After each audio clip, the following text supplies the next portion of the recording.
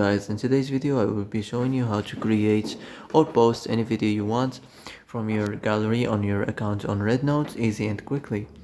So first of all, click on Rednote, and as you see here you will find this plus icon right here. Click on it in the middle of the bottom. Here you will find the video or